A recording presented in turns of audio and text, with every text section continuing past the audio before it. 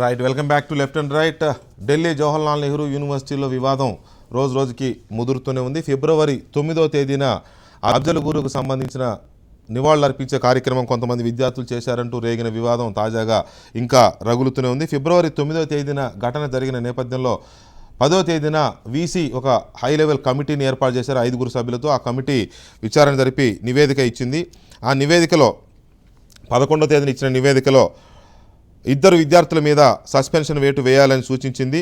Umar Khalid and Anirban భట్టాచార్యులకే restriction పెట్టాలని, కన్నయ్య కుమార్తో పాటు మరో 20 మందికి, మొత్తం 21 మందికి పెనాల్టీ వేయాలని నోటీసులు జారీ చేసింది. ఈ చర్య మీద విద్యార్థులు చాలా తీవ్రంగా స్పందిస్తున్నారు.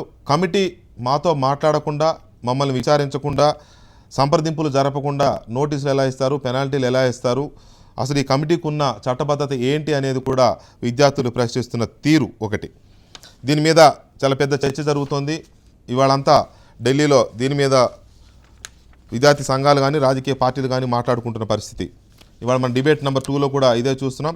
ప్రశాంత్ హైదరాబాద్ సెంట్రల్ యూనివర్సిటీ విద్యార్థి నాయకులు, అలాగే అద్దంకి దయాకర్ గారు కాంగ్రెస్ పార్టీ అధికార ప్రతినిధి, రఘునందన్ రావు గారు బీజేపీ అధికార ప్రతినిధి స్టూడియోలో ఉన్నారు. ఇక సిపిఎం నాయకులు శ్రీనివాసరావు గారు ఢిల్లీ నుంచి ప్రత్యక్ష ప్రసారంలో అందుబాటులో ఉన్నారు.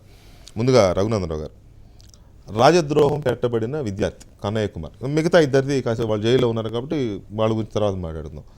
కన్నయ్య కుమారు రాజద్రోహం పెట్టబడిన విద్యార్థి కదా, అంటే అంత పెద్ద నేరం చేశాడని భావించే పోలీసులు ఆయన మీద ఆ కేసు పెట్టారు.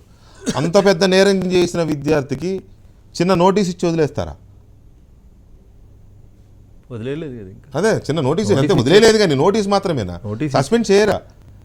రాజద్రోహం చేసిన విద్యార్థి యూనివర్సిటీలో ఎలా ఉంటాడు? నోటీస్ ఇచ్చారు, దానికి సమాధానం ఇవ్వడానికి వరకు రేపు సాయంత్రం 5 గంటల వరకు విద్యార్థులకు అందరికీ కూడా సమయం ఇవ్వడం జరిగింది. దాంట్లో అడిగినటువంటి విషయాలు ఏంటి, మీరు ఏం చేసినారు, మీ మీద ఎందుకు చర్య తీసుకోకూడదు అనేది వారు ఇచ్చినటువంటి నోటీస్లో ఉంటుంది. దాంట్లో అయితే ఎక్కడ రెస్ట్రిక్షన్ లేదని చెప్పి ఇందాక తీసుకున్నారు కదా. నేను అనేది అయితే ఆల్రెడీ జైలుకి పంపించారు కదా. Police case is something different Venkatakrishna గారు. University administration is different. Police కేసుని యూనివర్సిటీ అడ్మినిస్ట్రేషన్ వేసిన హై లెవెల్ ఎంక్వైరీ కమిటీని రెండింటిని మనం జోడించి చూడలేము. పోలీసు వాళ్ళు ఇన్వెస్టిగేషన్ వేరే జరుగుతుంది, హై లెవెల్ ఎంక్వైరీ కమిటీ అనేది యూనివర్సిటీ క్యాంపస్లో ఏం జరిగింది అనేది వాళ్ళు చేస్తున్నటువంటి విచారణ. దానికి సంబంధించి ఒక 21 మందికి నోటీస్ ఇవ్వాలని చెప్పి university high level enquiry committee ఒక సూచన ప్రాక్టర్ కమిటీకి చేయడం జరిగింది. ప్రాక్టర్ కమిటీ రేపు సాయంత్రం వరకు వీళ్ళకి టైం ఇచ్చి నోటీసులు ఇచ్చినట్టు మనకి ఇప్పటిదాకా ఉన్నటువంటి సమాచారం. వీరు ఇచ్చినటువంటి ఎక్స్ప్లెనేషన్ బట్టి తర్వాత ఏం చేయాలి, ఏం చేయకూడదు, ఎవరి మీద చర్యలు తీసుకోవాలి, ఎవరిని డ్రాప్ చేయాలనేది రేపు సాయంత్రం 5 గంటల తర్వాత విద్యార్థుల నుంచి వచ్చినటువంటి జవాబును బట్టి ఆధారపడి ఉంటుంది. దయాకర్ గారు, పోలీసులేమో ఆగమేఘాల మీద కేసు పెట్టేస్తారు, అదేమో ఆషామాషి కేసు కాదు, రాజద్రోహం కేసు పెడతారు, కోర్టులో ప్రొడ్యూస్ చేస్తారు, జైలుకి వెళ్తాడు, జైల్లో ఉన్న తర్వాత చాలా కాలం తర్వాత 2 నెలలకు బెయిల్ వస్తుంది, 3 వారాలకు బెయిల్ వస్తుంది. ఇక్కడేమో ఇప్పుడు నోటీసులు ఇస్తారు, వాట్ ఈజ్ వాట్, ఆ నోటీస్కు స్పందించి మీరు పాల్పడ్డారా లేదా అని వారు చెప్పిన దాని మీద చర్యలు ఉంటాయి. ఇప్పుడు అంటే ఇనీషియల్గానేమో జైలు, రాజద్రోహం మళ్ళీ అది ఇది కాదు. అంటే పోలీసు ఒకటి, యూనివర్సిటీకి ఒకటి ఉంటుందా చట్టం? జేఎన్యూ యూనివర్సిటీ తీసుకునేదానికి స్టాంటిటీ ఉంటుంది, అది ఒరిజినల్. అసలు యాక్చువల్గా మనం ఇంతకు ముందు నుంచి మొత్తుకున్నది అదే. ప్రభుత్వం కానీ బీజేపీ కానీ ఏబీవీపీ కానీ ఇన్వాల్వ్ అవ్వడం ద్వారా జరిగింది. అంతకుముందు అరెస్టు, తర్వాత సెడిషన్ కేసు పెట్టడం, అది ప్రభుత్వ ఇంటర్వ్యూన్ కళాశాల అంటే యూనివర్సిటీలో జరగడానికి. అకార్డింగ్ టు డీన్స్ ప్యానల్ ఇచ్చిన ఆ తీర్పు ఏమో ఇక్కడ జరిగిన సంఘటనకు వాళ్ళు తీసుకున్న చర్యలు. కేవలం నోటీస్ ఇచ్చిండ్రు, రేపు నోటీస్ ఎటువైపు కన్వర్జ్ అయిందంటానికి ఇంకా 24 గంటల టైం ఉంటుందో, ఇంకా దాన్ని ఎంతసేపు చేస్తారో తెలిసే అవకాశం లేదు.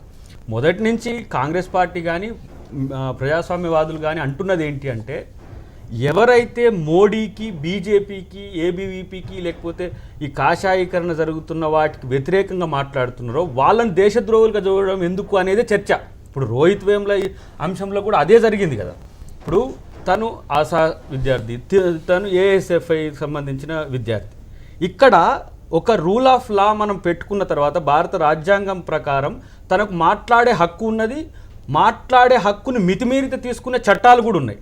కానీ మాట్లాడిన దానికంటే ఎక్కువ చర్యలు తీసుకునే ప్రయత్నం ప్రభుత్వం ఇంటర్వ్యూని కాదు. అక్కడ స్మృతి ఇరానీ ఇంటర్వ్యూని అయితే ఇక్కడ ఏకంగా ఢిల్లీ పోలీసు ఈ క్యాంపస్లకు వచ్చేసి వాళ్ళ మీద సెడిషన్ కేసులు పెట్టి కోర్టుకు పోతే కొడితే కూడా పట్టించుకునే నాదులు లేని పరిస్థితుల్లో కదా ఇప్పుడు దేశవ్యాప్తంగా ఇదంతా పెద్ద చర్చ జరిగింది. కాబట్టి ప్రభుత్వ ప్రమేయము యూనివర్సిటీల్లో మనము విద్యార్థులకు రాజకీయ ప్రమేయం ఎంతవరకు ఉండాలనేది మనం చర్చించినాం, ఏ స్థాయి వరకు విద్యార్థులు ఉండాలనుకుంటున్నాం కదా. విద్యార్థుల మీద కానీ యూనివర్సిటీస్ మీద కానీ ప్రభుత్వ ప్రమేయం ఎంతవరకు ఉండాలనేది ఈ సంఘటన మనకు గుర్తు చేస్తుంది. ఇప్పుడు నిజంగా దేశద్రోహ కేసే కనుక అంత స్థాయి కనుక చేసి ఉంటే డీన్స్ ప్యానెల్ ఎందుకు మీకు ఈరోజు ఇంత తక్కువ పీనలైజేషన్ కొరకు మీకు నోటీస్ ఇస్తుంది? కాబట్టి ఇది ఆత్మపరిశీలన చేసుకోవాల్సింది బీజేపీ గవర్నమెంట్. ఆ రోజు ప్రకటన చేసిన పోలీస్ కమిషనర్ సంథింగ్ డీసీపీ ఎవరు తను కూడా వీడు చూడు ఎలాంటి సంఘటనలకు ఎలాంటి శిక్షలు వేస్తున్నారనే అంశాన్ని చూడాలి. ప్రశాంత్, ప్రభుత్వ స్పందన ఒకలాగా దీని మీద విద్యార్థుల మీద ప్రభుత్వం ఒకలాగా, ప్రభుత్వం ఇన్ ద సెన్స్ పోలీసులు ఒకలాగా స్పందించారు, యూనివర్సిటీ యాజమాన్యం ఇంకొకలాగా స్పందించింది. రెండింటిని చూస్తే ఏమనిపిస్తుంది? వాళ్ళ రఘునందన్ రావు గారు ఏ విధంగా అయితే అన్నారు, పోలీసులు మరియు ప్రభుత్వం ఇవి రెండు కూడా డిఫరెంట్ సింక్లో నడుస్తున్నాయని చెప్పేసి, బహుశా అది కరెక్ట్ అనాలిసిస్ కాదు. ఎందుకంటే యూనివర్సిటీ ఆఫ్ హైదరాబాద్లో ఏ విధంగా అయితే రాజకీయ ప్రమేయంతో 5 దళిత విద్యార్థులపై సాంఘిక బహిష్కరణ లాంటి చర్య ఏదైతే విధించారో, అదేవిధంగా జేఎన్యూలో కూడా జరిగిన ఏదైతే కన్నయ్య కుమార్ని అరెస్ట్ చేసిన నెక్స్ట్ డేనే ఎవరు రాజ్నాథ్ సింగ్ గారు, భారతదేశ హోంమంత్రి గారు, ఆయన ఏమంటారంటే కన్నయ్య కుమార్కి తీవ్రవాదులకు మధ్య ఏదో సంబంధం ఉంది, లష్కర్-ఏ తోయిబాకి జేఎన్యూ విద్యార్థులకు మధ్య సంబంధం ఉంది అని ఒక హోంమంత్రి, భారతదేశ హోంమంత్రి పొజిషన్లో ఉన్న ఒక మినిస్టర్ ఆయన అలాంటి కామెంట్ చేయడం ఖచ్చితంగా రాజకీయంగా ఒక కుట్ర, విద్యార్థి ఉద్యమాలను అణిచివేసేదానికి, డాక్టర్ బిఆర్ అంబేద్కర్ యొక్క ఆలోచన విధానాలతో ముందుకు వెళ్తున్న విద్యార్థులను అనగదొక్కడానికి జరుగుతున్న కుట్ర మాత్రమే. రెండో అంశం, ఏ విధంగానైతే జాతీయవాదం అనే ఒక అంశం తీసుకొస్తా ఉన్నారు. డాక్టర్ బిఆర్ అంబేద్కర్ 26 నవంబర్ 1949 భారతదేశం ఒక జాతిగా ఇంకా ఎవాల్వ్ కాలేదు. ఒక జాతిగా ఎందుకు ఎవాల్వ్ కాలేదంటే భారతదేశంలో కులాలు ఉన్నాయి. ఈ కులాలు ఎప్పుడైతే సమసిపోతాయో, కుల అంతర్గత యుద్ధాలు ఎప్పుడైతే సమసిపోతాయో అప్పుడే భారతదేశం ఒక జాతిగా, ఒక దేశంగా అవతరిస్తుందని చెప్పేసి బాబాసాహెబ్ అంబేద్కర్ 1949 క్లియర్గా చెప్పారు. నిన్న మనం ఒక అంశం చూసాం. ఇవన్నీ ఏంటంటే ఎప్పుడైతే జాతుల గురించి కుల వ్యతిరేక ఉద్యమాలు ఎప్పుడైతే మొదలయ్యాయో, వర్గ వ్యతిరేక ఉద్యమాలు ఎప్పుడైతే మొదలయ్యాయో వాటిని ఎలా అనగదొక్కాలి అనే ఒక ఆర్ఎస్ఎస్ కుట్ర, ఆర్ఎస్ఎస్ భావజాలాన్నే ఈ ప్రభుత్వం ఇంప్లిమెంట్ చేస్తున్న విషయం హైదరాబాద్ సెంట్రల్ యూనివర్సిటీలో రోహిత్ వేముల విషయంలో కానీ, లేకపోతే 5 దళిత విద్యార్థుల బహిష్కరణలో కానీ, లేకపోతే జేఎన్యూలో ఏ విధంగా అయితే ప్రభుత్వం పోలీసు యంత్రాంగాన్ని ముందర పెట్టుకొని ఏ విధంగా ఇంటరాక్ట్ అయిందో దానివల్ల కానీ స్పష్టీకరణ. శ్రీనివాసరావు గారు, గుడ్ ఈవినింగ్ అండి. Good evening. జేఎన్యూలో అఫ్జల్ గూరిని స్తుతిస్తూ పాడారో, నివాళులర్పిస్తూ పాడారో కార్యక్రమం జరిగింది. ఆ కార్యక్రమం జరిగిన దాంట్లో ఏం జరిగిందని తెలుసుకోవడం కోసం వీసీ గారు కమిటీ వేశారు. ఆ కమిటీ సుమారుగా నెల తర్వాత నివేదిక ఇచ్చింది. కొంతమంది ఇందులో పాల్గొన్నారు, ఆ 21 మందికి నోటీసులు ఇవ్వండి, ఒక 2 సస్పెండ్ చేయండి అని. అంటే యూనివర్సిటీ ఏమో నెల పైగా పట్టింది అసలు ఏం జరిగిందని తెలుసుకోవడానికి. తన కళ్ళ ముందు జరుగుతున్న కార్యక్రమం, తన ప్రెమిసెస్లో ఉన్న ఒక దాబా దగ్గర విద్యార్థులు చేసిన కార్యక్రమంలో ఏం జరిగిందో తెలుసుకోవడానికి యూనివర్సిటీ వేసిన 5 మెన్ హై లెవెల్ కమిటీకేమో నెల పైన పట్టింది. పోలీసులేమో గంటలోనే రాజద్రోహం కేసు పెట్టడం, జైలుకు పంపించేయడం. మరి రాజద్రోహం అంటే నాకు తెలిసి పాత రోజుల్లో అయితేనేమో శిరచ్ఛేదనలు అలాంటివి ఉండేవేమో పాత రోజుల్లో రాజుల కాలంలో. మరి ఇప్పుడు దేశద్రోహం అంటే మరి దేశం నుంచి పంపించేయడం అలాంటివి జరగాలి. సరే, శిక్షలు ఎలా ఉంటే పక్కన పెడదాం. అంత పెద్ద నేరం చేసిన వాడికి అని ఆరోపించబడుతున్న వాడికి ఖాళీ ఒక 10 నిమిషాలు ఒక 10 రూపాయలు పెనాల్టీ వేసి అంత చిన్న పిటి కేసు లాంటి నోటీస్ ఇస్తారా? ఏది కరెక్ట్ ఇందులో? అంటే మొదటి విషయం ఏంటంటే జేఎన్యూ ఘటనలో మొదటి నుంచి మనం పరిశీలిస్తే ఇదంతా కేంద్ర ప్రభుత్వం ఒక మ్యానిపులేటివ్ లేని దాన్ని క్రియేట్ చేసి విద్యార్థుల మీద జాతి వ్యతిరేకులను ముద్రేసి జేఎన్యూ మొత్తాన్ని అప్రతిష్ట పాలు చేయాలనేటువంటి ఒక కుతంత్రం, కుచిత భావం ఇందులో స్పష్టంగా కనిపిస్తుంది. ఇప్పుడు ఈ కమిటీ, హై లెవెల్ కమిటీ అనేది కూడా ఇది ఒక ఫార్స్. ఎందుకనంటే 4 రోజుల తర్వాత ఇచ్చారా, 20 రోజుల తర్వాత ఇచ్చారని కాదు. ఇప్పుడు ఈ కమిటీ విద్యార్థులతో మాట్లాడకుండానే తాను ఏకపక్షంగా ఒక రిపోర్ట్ ఇచ్చిందని, అది కూడా రిపోర్ట్ పబ్లిక్ చేయలేదు, దాంట్లో ట్రాన్స్పరెన్సీ లేదు, పత్రికలకి మీడియాకి లీక్ చేశారు. ఆ లీక్ చేయడంలో పీటీఐ ద్వారా ఒక వర్షన్ వచ్చింది, హిందూ పత్రికలో ఇంకొక వర్షన్ వచ్చింది. అసలు ఏది కరెక్ట్ కాదు ఎవరికి తెలియదు, కన్ఫ్యూజన్ ఉంది. అవును, అంటే అసలు ఒక కమిటీ వేసినప్పుడు అవతల వాళ్ళని వివరణ అడగకుండా వాళ్ళ నుంచి విచారణ చేయకుండా వాళ్ళని ఏ రకంగా రిపోర్ట్ ఇస్తారో అసలు ఎక్కడది ప్రపంచంలో భారతదేశంలో ఇంతవరకు ఏ కమిటీ కూడా ఏ రకంగా చేయలేదు. ఇది పూర్తి అన్డెమోక్రటిక్, చాలా అథారిటేరియన్ రిపోర్ట్, ఇది ఏకపక్షంగా ఇచ్చింది. నేను ఎందుకు అంటున్నానంటే ఈ మాట, ఇప్పుడు అందులో కమిటీ ఇద్దరు సభ్యులు హై లెవెల్ కమిటీలో అమితా సింగ్ అని ఒక ఆమె ఉంది. ఆమె ఎవరో కాదు, ఆమె ఇప్పుడు జేఎన్యూలో ఉన్న దళితులు, మైనారిటీలు అందరూ యాంటీ నేషనల్స్ అని ఆమె మొన్న బహిరంగంగా ఒక వెబ్సైట్కి ఇంటర్వ్యూ ఇస్తే ఇప్పుడు పెద్ద వివాదం అయింది. ఆమెకు కూడా మరలా నోటీస్ ఇచ్చారు దాని మీద యూనివర్సిటీ. అటువంటి ఆమె కమిటీలో ఉంది, వాళ్ళు ఈ రిపోర్ట్ ఇచ్చారు. అంటే ఈ కమిటీ ఎంత గొప్ప కమిటీ దీన్ని బట్టి అర్థం అవుతుంది, ఒక పనికిమాలిన కమిటీ అనేది అర్థం అవుతుంది. ఇప్పుడు వీళ్ళు రిపోర్ట్ బయట పెట్టకుండానే వాళ్ళకి నోటీసులు ఇచ్చా ఉన్నారు. ఆ నోటీసులు ఏముందో ఎవరో తెలియదు, రిపోర్ట్లు ఏముందో ఎవరో తెలియదు. అంటే కేంద్ర ప్రభుత్వం వెనకుండి వాళ్ళు ఏది చెప్తే అది వాళ్ళు రాయమన్నది రాసి వాళ్ళకి ఇచ్చేశారు తప్ప వాస్తవాలు ఏమిటి, గ్రౌండ్ రియాలిటీస్ ఏమిటి, ఎవరేమన్నారు అని తెలుసుకొని కానీ అక్కడ రిపోర్ట్లు రాయలేదు. ట్రాన్స్పరెన్సీ అనేది అసలు లేదు. మొత్తం 4 రోజులుగా దేశం మొత్తాన్ని కుదిపేస్తున్న ఇన్స్టిట్యూట్ లో అన్డెమోక్రటిక్ గా ట్రాన్స్పరెన్సీ లేకుండా ఏకపక్షంగా ఒక రిపోర్ట్ ఎలా ఇస్తారు? రైట్. కాబట్టి దీంట్లో ఏం రాశారనేది ఎవరికి తెలియదు ఇప్పటికి కూడా. కాబట్టి వాళ్ళు ముందు రిపోర్ట్ బయట పెట్టాలి, ఆ తర్వాత ఏదైనా కానీ వాళ్ళు నోటీసులు ఎలా ఇస్తారు? అసలు నోటీసులు ఇవ్వటం అసలు అన్కాన్స్టిట్యూషనల్. జేఎన్యూ నిబంధనలకు కూడా వ్యతిరేకం ఇది, వాళ్ళ సంస్థాగతమైన యూనివర్సిటీ నిబంధనలకు కూడా వ్యతిరేకం ఇది. రైట్. రఘునందన్ గారు, ఇక్కడ మార్చ్ ఫర్ డెమోక్రసీ అని వాళ్ళు ఈవినింగ్ విద్యార్థులు పార్లమెంటు ఒక ర్యాలీ తీశారు. ఈ సందర్భంగా వారు మాట్లాడింది ఒకటే, విద్యార్థులు మాట్లాడుతున్నది, కమిటీ విచారణ నివేదికను బహిర్గతం చేయాలని కోరుతున్నాం మేము. అసలు ఆ నివేదిక ఇప్పుడు వారు అడిగిందే, శ్రీనివాసరావు గారు అడిగిందే, వాళ్ళు కూడా అడుగుతున్నారు. అయితే ఇక్కడ వీళ్ళు ఒక షోకాజ్ నోటీస్ అయితే ఇచ్చారు కదా, ఆ నోటీస్ మీద కూడా వీళ్ళ అభిప్రాయాలు క్లియర్గా ఉన్నాయి. షోకాజ్ నోటీసు చాలా అస్పష్టంగా ఉంది, మేము ఏం చేసామన్న దానిపై స్పష్టత, అసలు ఆరోపణ ఏంటి, ఈ 21 మంది మీద ఆరోపణ ఏంటి అనే దాని మీద కూడా క్లారిటీ లేదు. మమ్మల్ని స్పష్టత ఇవ్వమంటున్నారు, మేము ఏం చేసామో తెలియకుండా మమ్మల్ని క్లారిటీ ఇవ్వమని అడుగుతున్నారు. ఏ అంశంపై స్పష్టత ఇవ్వాలో షోకాజ్ నోటీసులో క్లారిటీగా చెప్పలేదు. ఇది వాళ్ళు లేవనెత్తిన 4 కీలకమైన అంశాలు. అంటే సంథింగ్ ఫిషీగా ఉంది మొత్తం వ్యవహారం అంతా అనే దాని మీద విద్యార్థులు చేస్తున్న ఆరోపణ. మీ అబ్జర్వేషన్ ప్లీజ్. ఆరోపణలు ప్రతి ఆరోపణల కంటే ముందు నేను స్పష్టంగా మిమ్మల్ని అడుగుతుంది ఏంటంటే, you have the copy of notice? తెలియదు, ఎవరికి తెలియదు. ఒక మాట, నోటీస్ తీసుకున్న వాళ్ళు అయితే వాళ్ళు ఒక అడ్వకేట్నో లేకపోతే ఇంకెవరినో మేధావులనో లేకపోతే వారికి సంబంధించిన టైం కూడా ఇవ్వలేదు, 24 గంటలు ఇచ్చారు. కాదు సార్, 3 రోజులు ఇస్తారు. ఎందుకు వెంకటకృష్ణ అంత ఆగమాగం కావద్దు చర్చను చేస్తున్నప్పుడు. 3 రోజులు టైం ఇచ్చి రేపు సాయంత్రం 5 గంటల దాకా ఇచ్చిర్రు, నిన్న ఇచ్చిర్రు నోటీసులు, దానికి 3 రోజులు టైం ఇచ్చారు. ఒక ప్రొసీజర్ ఉంటుంది చట్ట ప్రకారం, ఎంక్వైరీ చేసినప్పుడు ఎంక్వైరీ అడుగుతారు. వాళ్ళని అడగకుండా, వాళ్ళని విచారణ చేయకుండా ఇప్పుడు పూర్తి కాకముందే నోటీసులు అడగాలండి ఎవరైనా? ఎవరైనా అభిప్రాయం అవతల నువ్వేం తప్పు చేసి వచ్చింది అనేది రిపోర్ట్ ఇవ్వకముందు అడుగుతారా? రిపోర్ట్ అంతా ఫైనల్ చేసి ఒక అభిప్రాయానికి వచ్చి రికమెండ్ చేసి అడుగుతారా? ట్రయల్ ఉందా ప్రపంచంలో? ట్రయల్ అయిపోయిన తర్వాత నిన్ను నిర్దోషిగా ప్రకటిస్తలేము, నువ్వు పలానా సెక్షన్ల కింద నేరం చేసినావని కోర్టు అది కూడా లేదు. వాళ్ళని అడిగింది, వాళ్ళని ఏమడిగారు? జేఎన్యూ నిబంధనల ప్రకారం మీరు ఇండిసిప్లిన్ వ్యవహరించారు, దీని మీద వివరణ ఇవ్వండి. ఏమి ఇండిసిప్లిన్ వ్యవహరించారు, ఏమి నిబంధనలు, ఏమి వివరణ ఇవ్వాలి? పోయి మాట్లాడతారు కదా, మీకు ఎందుకంత టెన్షన్? నోటీస్ చూడకుండా ఎందుకంత టెన్షన్? కాదు, మీరు ఇండిసిప్లిన్ మాట్లాడండి, ఫ్యాక్ట్స్ తెలుసుకునే మాట్లాడతారు, తెలుసు మీరు లాయర్, మీకు తెలుసు. అందుకనే ఫ్యాక్ట్స్ మాట్లాడుతాను నేను, ఏది పడుతుంది అందుకనే మాట్లాడతాను. మీలాగా ఏది పడుతుంది మాట్లాడతలేను, మీలాగా ఏది పడుతుంది మాట్లాడతలేను శ్రీనివాస్ గారు, మీలాగా ఏది పడితే అది మాట్లాడతలేదు.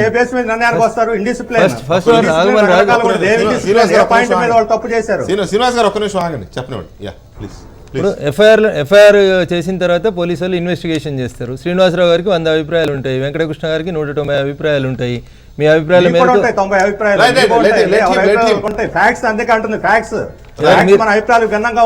మీరు చేస్తారా? ఫ్యాక్ట్ విచారణ మీరు చేస్తారా, పోలీసు వాళ్ళు చేస్తారా? ఎందుకంత ఓపిక లేకుండా ప్రవర్తిస్తున్నారు శ్రీనివాస్ గారు? ప్రజలకు తప్పుడు సంకేతాలు ఎందుకు పోలే? మీరు మాట్లాడుతున్నారు సార్, మేము విన్నాం కదా, మేము చెప్పింది. అరే ఫ్యాక్ట్స్ మీకు తెలుసా? No are you part of the investigation? No are you part of investigation? Are you part of investigation? ఇప్పటిదాకా తప్పు చేశారు, బురదలో కాలేశారు, ఆ కాళ్ళను జాగ్రత్తగా బయట తీసుకోండి, మళ్ళీ ఎందుకు బురద ఇంకా పూసుకుంటారు? మీరు చెప్పిన సలహాకు ధన్యవాదాలు. కొద్దిసేపు నేను చెప్పేది వినండి అని చెప్తున్నాను. కోర్టులో ఆరోపణ వస్తే ట్రయల్ అయిపోయిన తర్వాత అండర్ సెక్షన్ 313 కింద వాళ్ళు జడ్జి మిమ్మల్ని పిలిచి ఒకటి అడుగుతాడు, నువ్వు పలానా నేరం చేసినావని చెప్పి నీ మీద నేరం రుజువైంది, నువ్వు చెప్పుకునేది ఏమంది ఉన్నా అని అడుగుతారు. ఇక్కడ విచార కమిటీ ఎక్కడ లేదు, అన్డెమోక్రటిక్. ఏం మాట్లాడతారు శ్రీనివాస్ గారు? ఏం మాట్లాడతారు మీరు? శ్రీనివాసరావు గారు, ఒక్క నిమిషం మీకు దేని మీద విశ్వాసం లేదు, అన్డెమోక్రటిక్ అని మాట్లాడతారు. ఏది undemocratic? Fact finding committee. Fact finding committee ఏం చేయాలి? శ్రీనివాసరావు గారి నుంచి ఒపీనియన్ అడగాల? అవతల అడగకుండా వన్ సైడెడ్ ఎట్లా ఇస్తారు ఫ్యాక్ట్స్? మరి ఏం చెప్తారు? ఏం చెప్తారు? ఏం చెప్పాలనే రేపు పిలిచినారు. ఏం జరిగింది చెప్పని వాళ్ళు పిలిచినారు. అడగాలి. అదే ఫ్యాక్ట్ ఫైండింగ్ కమిటీ చేయాల్సిన పని. ఏకపక్షంగా ఎవరు ఎక్కడ ప్రపంచంలో ఎక్కడ ఇచ్చారో అడగండి, చెప్పండి నాకు. భారతదేశంలో ఇస్తారు అట్లే. This is not for first time fact finding committee was evolved. ఇదే మొదటిసారి యూనివర్సిటీలో ఫ్యాక్ట్ ఫైండింగ్ కమిటీ రాలేదు. అరే కొద్దిసేపు ఆపరాదు, కొద్దిసేపు ఆపరాదు, మధ్యలో ఎందుకు సార్? జనాలకి వాస్తవాలు పోనీయండి. ఎందుకంటే మధ్యలో ఏంది ఏంది నీకున్న బాధ ఏంది? నువ్వు మాట్లాడినప్పుడు నేను విన్నా కదా. ఇది ఏం చేస్తారు హైపవర్ కమిటీకి? శ్రీనివాసరావు గారు సభ్యులు లేచి మీరు చెప్పింది BJP government. It's not our government. It's the government's committee report. Srinivasarao గారు,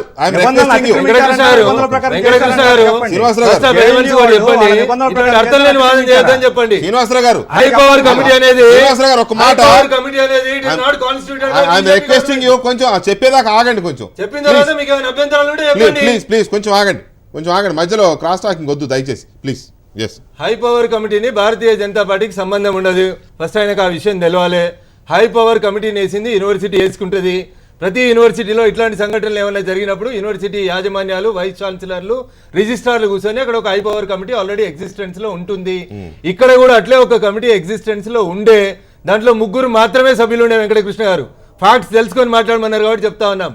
ఆ 3 ప్రొఫెసర్లు కూడా సైన్స్ ఫ్యాకల్టీకి సంబంధించిన వాళ్ళు ఉన్నారు, సోషల్ సైన్సెస్ కి సంబంధించిన.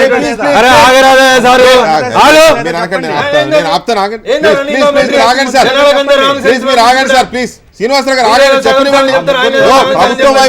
ప్రభుత్వం వైపు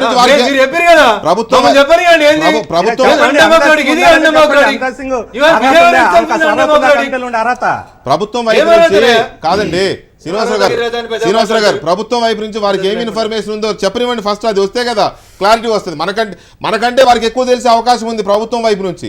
చెప్పనివ్వండి, లెట్ హిమ్ ప్లీజ్. కొంచెం ఓపికగా ఉండండి. రఘునందన్ గారు, ఇప్పుడు రాజీవ్ భట్నాగర్ అనేటువంటి వారితోటి హై లెవెల్ కమిటీ 3 సభ్యులతోటి ఆల్రెడీ ఎగ్జిస్టింగ్ కమిటీ ఉంది. నన్ను కాదు శ్రీనివాసరావు గారు తెలుసుకోమనాల్సింది. ఆ కమిటీ ఏ రోజు కాన్స్టిట్యూట్ అయింది, ఏ తారీఖు నుంచి ఉంది అనేది ముందు వారిని తెలుసుకొని రమ్మని చెప్పుండ్రి.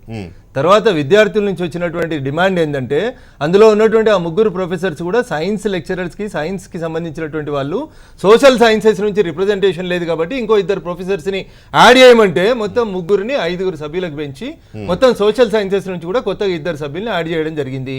ఈ హై పవర్ కమిటీ అనేది భారతీయ జనతా పార్టీ కానీ లేదా కేంద్ర ప్రభుత్వానికి సంబంధం లేనటువంటి అంశము. ఈ హై పవర్ కమిటీ అనేది గతంలోంచి ఎగ్జిస్టెన్స్ లో ఉన్నటువంటి కమిటీ లోపల ఇంకో 2ని యాడ్ చేసినారు. మీరు అన్నట్టు మీ వాళ్ళని యాడ్ చేసినారు అనేటువంటి అనుమానం మీకు ఉండకుండా మెజారిటీ 3 పాత వాళ్ళే ఉన్నారనేది మీరు గమనించండి అనేది నేను చెప్పదలుచుకున్నాను. వాళ్ళు ఒక విచారణ చేసినారు based on the media report, based on the media report, based on the security report, based on the reports of the university professors. మీరు కంటిన్యూ చేయండి రఘునందన్ గారు, ప్లీజ్ డోంట్. పొలిటికల్ గా ఎవరికి ఉండే ఇవే వాళ్ళు చెప్పానండి సార్, నేను వింటాను. నేను విన్న తర్వాత మళ్ళీ సమాధానం చెప్తాను. క్రాస్ టాక్ ఎందుకు చేస్తున్నారు? శ్రీనివాసరావు గారు ప్లీజ్. వన్ సైడెడ్ గా రిపోర్ట్ ఇస్తారా? ఎక్కడైనా వన్ సైడెడ్ ఎన్నిసార్లు అడుగుతారా అంటే నా ప్రశ్న నేను సమాధానం చెప్పనివ్వండి కదా. ఎన్నిసార్లు అడుగుతారా ప్రశ్న అంటున్నా. శ్రీనివాసరావు గారు అదే డౌట్ అందరికీ ఉంది, చెప్పనివ్వండి. శ్రీనివాసరావు గారు దయచేసి అదే శ్రీనివాసరావు గారు రాసిచ్చింది చెప్పుకోవాలా? వాస్తవాలు చెప్తుంటే ఎందుకంత ఇది మీకు? కమిటీ ఎప్పుడు రిక్రూట్ అయింది? అరే కమిటీ ట్రాన్స్పరెన్సీ గురించే మాట్లాడుతున్నారు. చైనాలో ఉన్న ట్రాన్స్పరెన్సీ గురించే మాట్లాడుతున్నారు, రష్యాలో ఉన్న ట్రాన్స్పరెన్సీ గురించే మాట్లాడుతున్నారు. ఏ ట్రాన్స్పరెన్సీ కావాలి? అడిగిన దానికి తప్పకుండా ఏదో మాట్లాడతారు. ఎందుకు? మీకేం తెలుసని? మీకేం తెలుసని? జరిగిందా లేదా? మీకేం తెలుసు అంటున్నా? మీకు కూడా సంబంధం లేదు కదా, నిష్పాక్షంగా చెప్పండి. Partial document. This is a partial report. అయిపోయింది కదా నీ ఒపీనియన్. రైట్. ఒపీనియన్ విను. ఎందుకు ఒప్పుకోలేదు? మీ అలిగేషన్ మీరు చేశారు. దయచేసి శ్రీనివాసరావు గారు ఒక మాట వినండి దయచేసి ప్లీజ్ ప్లీజ్. నాకు మీరంటే చాలా గౌరవం. దయచేసి నాకు మీరు అంటే చాలా గౌరవం. దయచేసి ఇది పాఠశాల, ఒక మాట సార్, ఒక మాట వినండి సార్ ప్లీజ్. లేదా చెప్పండి, 2 ప్రశ్నలు కాదు సమాధానం చెప్పండి. మీరు అంటే ఒక పాయింట్ పట్టుకొని దాని చుట్టూనే తిరుగుతున్నారు. దయచేసి చాలా పాయింట్స్ ఉన్నాయి ఇందులో. ఒక నిమిషం ఆగండి, ఒక నిమిషం ఆగండి. దీంట్లో చాలా పాయింట్స్ ఫ్యాక్ట్ ఉన్నాయి. ఎస్టాబ్లిష్ కావాలి కదండి. అట్లా కాదండి, వాస్తవం బయటకు రావాలి మీరు కదా. ఫ్యాక్ట్స్ వస్తే మీరు ఆగండి. investigate చేస్తే Facts వాస్తవం వస్తుందా? HMDB debate లో facts మీరు investigate వస్తాయి. చేస్తే వాస్తవం వస్తుందా? ప్రజల HMDB debate లో వాస్తవాలు వస్తాయా? పోలీసులు ఇన్వెస్టిగేట్ చేస్తుంటే ఎందుకు భుజాలు నడుముకుంటారు? ఫ్యాక్ట్స్ అంటే బయటకు రావాలి. శ్రీనివాసరావు మాకు గారు, కావాల్సిన ఊకదంపుడు కాదు, శ్రీనివాసరావు ఫ్యాక్ట్స్ గారు, బయటకు రావాలి. దయచేసి ఈ ఇక్కడ ఊకదంపుడు ఇచ్చింది మీరు, అనవసరంగా కబుర్లు కబుర్లు చెప్పేది మీరు, అనవసరంగా జనం రిజెక్ట్ చేసింది మీరు. మీకు మాట్లాడే విలువలు తెలియదు మీకు. చెప్పండి, ఏం మాట్లాడతారు మీరు? వాస్తవాలు ఒప్పుకోండి. ఏం వాస్తవాలు ఒప్పుకోండి మీరు ముందు. మీరు రాసిచ్చింది ఒప్పుకొని పోవడానికి వచ్చి బురదలో బయటికి. కాలేసామని చెప్పండి. ఏం చెప్పాలి? కాళ్ళు కడుక్కోండి, ఇంకా బురదలో కూరుకుపోకండి. కాళ్ళు కడుక్కోండి, బురదలో సరే సరే కూరుకుపోకండి. ఇప్పుడు ఇక్కడ ఎవరు కాళ్ళు కడుక్కోవాలి, ఎవరితో బురదలో కూరుకుపోతారు అనేది కాకుండా దీంట్లో చాలా పాయింట్స్ తెలియాల్సినవి ఉన్నాయి. మీరు ఒక ఇది పార్షియల్ రిపోర్ట్ అంటున్నారు, ఓకే, దాంతో పాటు ఇంకా చాలా పాయింట్స్ తెలియాల్సి ఉన్నాయి. మీరు దాన్నే పట్టుకుని చెప్పేవాళ్ళని చెప్పనివ్వకుండా ఆపకండి దయచేసి, ఎందుకంటే మనకి తెలియాల్సిన చాలా ఉన్నాయి. ఇక్కడ కొంచెం ఓపికగా ఉండండి శ్రీనివాసరావు గారు ప్లీజ్. ఒక్క నిమిషం ఏమైనా నేను అడిగినప్పుడు చెప్పండి. ఫ్యాక్ట్స్ చెప్పమనండి, నేను ఫ్యాక్ట్స్ అంటే వారు చేసిన- వారు అడుగుతారు, సార్, యాంకర్ అడుగుతారు, ఈ వారు భారతదేశంలో మాత్రం ఈ భారతదేశంలో ఏ రాజకీయ నాయకుడో లేదా ఏ రాజకీయ పార్టీయో నేను ప్రజలకు పాయింట్లు రైట్ ప్రజలకు చేశాను. నిజాలు నేను చెప్తుంది అనుకుంటే అది భ్రమ. జరగలేదు. దయచేసి ఇది మీరు అనవసరంగా జరగలేదు. దేని చుట్టూ పార్షియల్ తీసుకెళ్ళకండి. చెప్పను. అవునో కథ చెప్పండి. ప్రజలు అవునో కాదు, ఆయన ఎందుకు చెప్తాడండి? అదే ఆయన ఎందుకు చెప్తాడు. చెప్తాడు? అవునో కాదో చెప్తాడు. ఆయన పార్టీ ప్రతినిధి సరే, కాదా? అబద్ధాలు చెప్తాడు. కాదండి. ఆయన ఒక పార్టీ ప్రతినిధి కాదా? రెండుకి సమాధానం చెప్పాలి కదా. కాదండి, ఆయన ఒప్పుకుంటే మంచిదే. ఆయన మీరు ఒప్పుకుంటే చెప్పేది కూడా మంచిదే, వినండి సార్. ఒప్పుకోమనండి. మీరు మేం చెప్పేది ఆయన కూడా వినండి సార్. ఒప్పుకోమనండి. దయచేసి మేం చెప్పేది కూడా వినండి. ఆయన బీజేపీ పార్టీ ప్రతినిధి కాదా? పార్టీని వైలేట్ చేసి మా పార్టీ ఏం చేసినా కరెక్ట్ అని చెప్పుకుంటాడా? ఆయనకుంటే ఆర్గ్యుమెంట్ ఆయనకు ఉంటుంది. Let him argue. మీరు ఒకరోజు నేను అడిగినప్పుడు చెప్పండి శ్రీనివాసరావు గారు ప్లీజ్.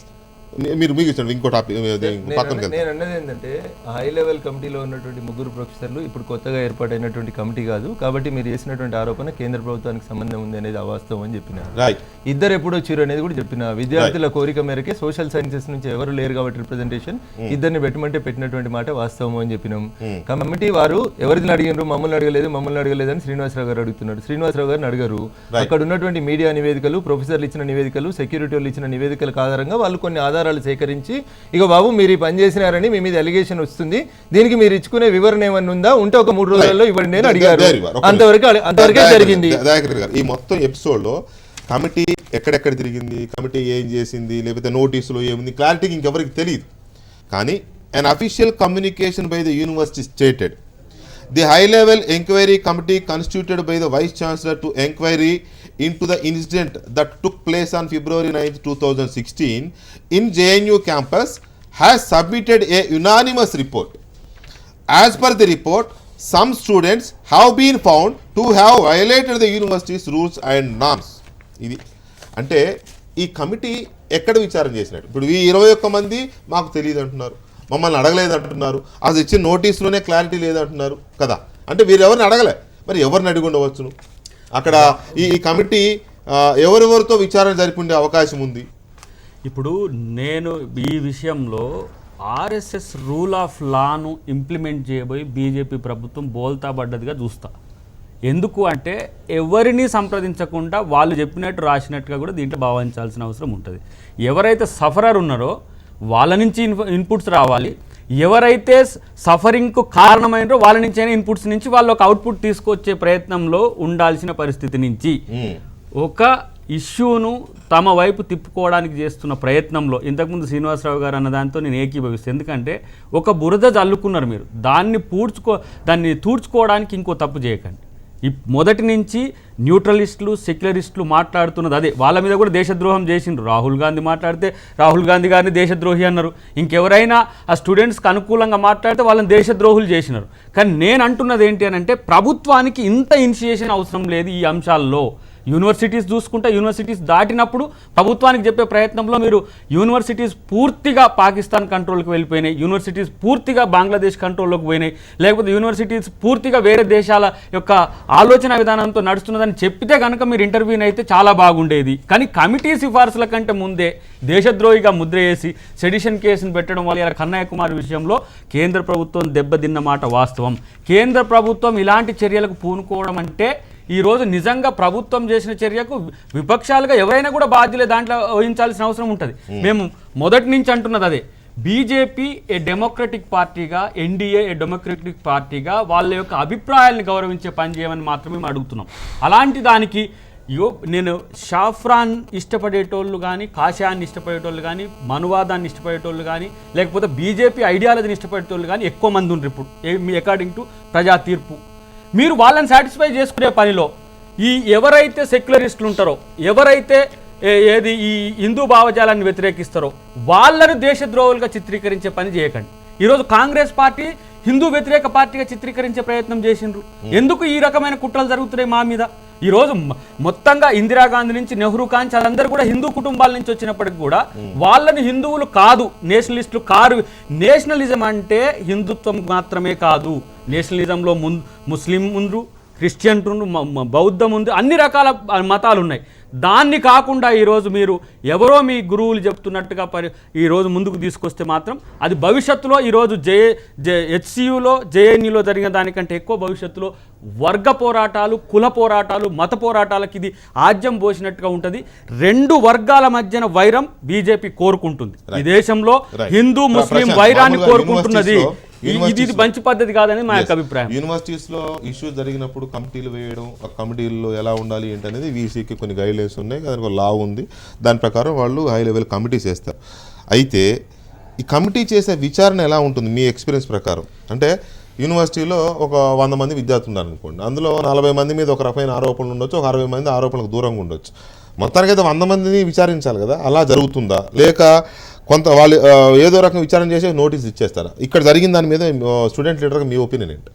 విచారణలు ఒకవేళ రాజకీయ ప్రమేయం లేకుండా విచారణలు అనేవి జరిగితే మీరు చెప్పడానికి ముందు ఒక విద్యార్థి మెసేజ్ వచ్చింది నాకు, అక్కడ జేఎన్యూ స్టూడెంట్ చెప్పింది. One of the students who got the show cause notice set they want us to reply explaining why we committed an act of indiscipline but we have not even been told what exactly we did wrong. How do we respond? We have not even been told what action they are planning to take against us. అది అంటే ఒక విద్యార్థి response message మాకు కూడా వచ్చింది, మాకు కూడా అదే పంపించారు కదా. దాని నోటీస్లో ఏమడిగినారంటే violating the university rules and norms and asked them to explain అని అన్నారు. అంటే it may be unlawful assembly, dhaba దగ్గర మీకు ఇచ్చినటువంటి పర్మిషన్ రద్దు చేసిన తర్వాత మీరు ఎందుకు జమ అయినారని అడగొచ్చు. లేదా విద్యార్థులు వెళ్ళి మాకు అప్పటికి నోటీస్ అందలేదు, లేదా మీరు మీటింగ్ ముందు 5 గంటలకు పర్మిషన్ ఇచ్చినారు, 15 నిమిషాల ముందు క్యాన్సిల్ చేసినారు కాబట్టి మాకు తెలియక మేము జమ అయినామని చెప్పొచ్చు. దెర్ ఇస్ ఎవ్రీ ఛాన్స్ ఆధారంగా రైట్. అదే వెంకటకృష్ణ ఇందా కూడా చెప్పిన, దయచేసి మళ్ళీ వినండి దయచేసి. ప్రొఫెసర్లు చెప్పిన దాన్ని, మీడియా చెప్పిన దాన్ని, సెక్యూరిటీ ఏజెన్సీస్ చెప్పిన దాన్ని, లోపల ఉన్నటువంటి క్లరికల్ స్టాఫ్ని విచారించిన తర్వాత యాజమాన్యం వేసినటువంటి హై లెవెల్ కమిటీ ఒక కన్క్లూజన్కి వచ్చి వారి వివరణ అడిగింది. వారిని సస్పెండ్ చేయలేదు, వారిని ఉరిదీయమని చెప్పలేదు. వారిని మీరు వచ్చి చెప్పండి ఇది జరిగింది అని మీ మీద ఆరోపణ వచ్చింది, ఇవో పలానా వాళ్ళు చెప్పినారు అంటే విచారణ కమిటీ ముందుకు పోయినప్పుడు చెప్తారు. క్వశ్చన్స్ మీరు అడిగినారు కదా, ఇప్పుడు మీకు వచ్చిన మెసేజ్ నాకు పంపించినట్టు ఇదే మెసేజ్ ఏం వైలేట్ చేసిన నేను రూల్ అని అడుగుతాను. నాకు నోటీస్ వచ్చింది అనుకోండి, ఎస్ మీరు అన్లాఫుల్ అసెంబ్లీలోకి పోయినారు, మేము ఇచ్చిన పర్మిషన్ క్యాన్సిల్ చేసినాం కదా, అది అన్లాఫుల్ అసెంబ్లీ మీకు పోవద్దని తెలియదా అని అడిగినారు అనుకోండి, నోటీస్ వాజ్ నాట్ డిస్ప్లేడ్ అని చెప్తారా, ఏం చెప్తారని చెప్తారు. ఇవాళ విచారణల గురించి మాట్లాడితే బహుశా హెచ్సియులో జరిగిన ఘటన ఏదైతే ఉందో, రోహిత్ వేముల ఆత్మహత్య కానీ, 5 విద్యార్థుల సాంఘిక బహిష్కరణ లాంటి పనిష్మెంట్ ఇంపోజ్ చేయడం కానీ, అది కూడా ఒక విచారణ కమిటీలు వేసి విచారణ కమిటీలో ఇచ్చిన తీర్పుని వయలేట్ చేస్తూ ఎప్పుడైతే బండారు దత్తాత్రేయ గారు ఒక లేఖ రాశారో, ఎప్పుడైతే మినిస్ట్రీ ఆఫ్ హెచ్ఆర్డీ నుండి 5 ఉత్తర్వులు వచ్చాయో, ఆ 5 ఉత్తర్వులకు బదులుగా బీజేపీ ప్రభుత్వానికి ఇచ్చిన బహుమానం ఏంటంటే 5 విద్యార్థులని ఎక్స్పెల్ చేయడం. బీజేపీ ప్రభుత్వానికి ఇచ్చిన బహుమానం ఏంటంటే 18వ తారీఖున రోహిత్ వేముల ఇచ్చిన ఖచ్చితంగా. ఇప్పుడు ఏంటంటే విచారణలు అనేవి రాజకీయ ప్రమేయం లేకుండా సరిగ్గా జరుగుతాయండి. దానికి ఉదాహరణ యూనివర్సిటీ ఆఫ్ హైదరాబాద్లో వేసిన ప్రొక్టోరియల్ బోర్డ్ రిపోర్ట్ ఏదైతే ఉందో, మొదటి ప్రొక్టోరియల్ బోర్డులో యూనివర్సిటీ ఆఫ్ హైదరాబాద్లో 5 విద్యార్థులను కూడా వాళ్ళు ఏమి వైలెన్స్కి దిగలేదు, వాళ్ళు ఎవరిని కొట్టలేదని చెప్పేసి ఇస్తూ ఫస్ట్ రిపోర్ట్లో ఇచ్చిన తర్వాత ఎప్పుడైతే 17వ తారీఖున బండారు దత్తాత్రేయ గారు లెటరు ఎప్పుడైతే ఇచ్చారో, దాని తర్వాత ఆగస్టు 31న వచ్చిన రిపోర్ట్లో సస్పెన్షన్ చేశారు. సస్పెన్షన్ చేసిన తర్వాత మళ్ళీ దాన్ని ఎత్తివేసిన తర్వాత మళ్ళీ ఎందుకు ఈ సస్పెన్షన్ చేశారంటే 5 మినిస్ట్రీ ఆఫ్ హెచ్ఆర్డీ నుండి వచ్చిన రిపోర్ట్ల ద్వారానే. ఈరోజు లోక్సభ సాక్షిగా స్మృతి ఇరానీ గారు అక్కడ లోక్సభలో అబద్ధాలు మాట్లాడారు. ఎందుకు రాజకీయ పార్టీలు విద్యార్థుల విషయాల్లో అబద్ధాలు మాట్లాడుతూ ఒక విధమైన కుట్రపూరిత విధానాలను ఎందుకు అడాప్ట్ చేస్తున్నారంటే యూనివర్సిటీలో ఆ అబద్ధాలు ఏంటంటే ఫర్ ఎగ్జాంపుల్ లోక్సభలో ఆవిడ అన్నారు ఒక దళిత్ మెంబర్ని ఎగ్జిక్యూటివ్ కౌన్సిల్లో ఉన్నారన్నారు. ఇంతవరకు యూనివర్సిటీ ఆఫ్ హైదరాబాద్ చరిత్రలో ఎగ్జిక్యూటివ్ కౌన్సిల్లో దళిత్ మెంబర్ని కోఆప్ట్ చేసుకోవడం అనేది జరగలేదు. ఎగ్జిక్యూటివ్ కౌన్సిల్లో దళిత్ మెంబర్ లేనే లేడు.